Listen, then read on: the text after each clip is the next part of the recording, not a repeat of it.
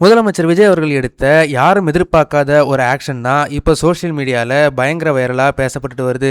முதலமைச்சர் விஜய் அவர்கள் ஜெயிச்ச பெரம்பூர் தொகுதியில அவருக்கான எம்எல்ஏ ஆபீஸை ஓபன் பண்ணி வச்ச கையோட அப்படியே அங்க இருக்கிற இ சேவை மையத்தையும் விசிட் பண்ணியிருக்காரு. அது மட்டும் இல்லாம மக்கள் கிட்ட இருந்து கோரிக்கை மனுக்களை அவரே நேரடியா வாங்கியிருக்காரு. அப்படியே பக்கத்துல இருக்கிற ரேஷன் கடைக்கும் விசிட் பண்ணி ஒரு 50 பேருக்கு ரேஷன் கார்டுகளையும் அவரோட கையால கொடுத்திருக்காரு. இந்த ஈவெண்ட் போயிட்டு இருக்கும் போதுதான் ஐஏஎஸ் அதிகாரி உமாநாத் முதலமைச்சர் விஜய் பொக்கே கொடுத்து வரவேற்றிருக்காரு. அதை சிரிச்சுக்கிட்டே வாங்கின நம்ம சிஎம் அடுத்த சில மணி நேரத்துல ஒரு அதிரடி சம்பவத்தை செஞ்சிருக்காரு. அதாவது அந்த அதிகாரிய எந்த ஒரு பொறுப்பும் இல்லாத காத்திருப்போர் பட்டியலுக்கு மாத்தி அதிரடியா ஆர்டர் போட்டிருக்காரு. பொதுவா இந்த காத்திருப்போர் பட்டியல் அப்படின்னா அரசு அதிகாரிகள் மேல ஏதாச்சும் கம்ப்ளைண்ட் இருந்தாலோ இல்லனா டிபார்ட்மெண்ட் ரீதியா விசாரணை நடத்தணும்னாலோ இவங்களுக்கு எந்த டிபார்ட்மெண்ட்டும் ஒதுக்காம சும்மா உட்கார வைப்பாங்க.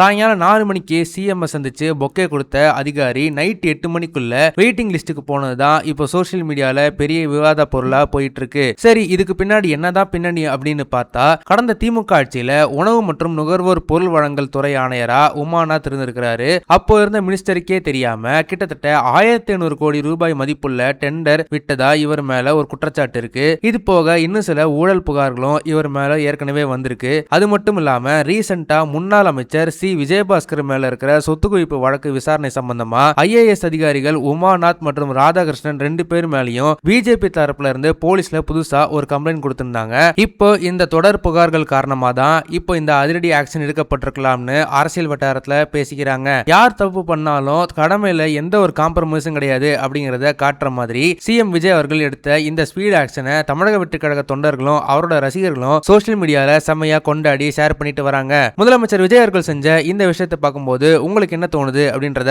மறக்காம கமெண்ட் செக்ஷன்ல சொல்லுங்க. இந்த வீடியோ உங்களுக்கு பிடிச்சிருந்தா மறக்காம லைக் பண்ணுங்க, ஷேர் பண்ணுங்க. இதே மாதிரி தொடர்ந்து நிறைய இன்ட்ரெஸ்டிங்கான வீடியோஸ் பார்க்க வீட்டாகிஸ் சேனலை சப்ஸ்கிரைப் பண்ணுங்க.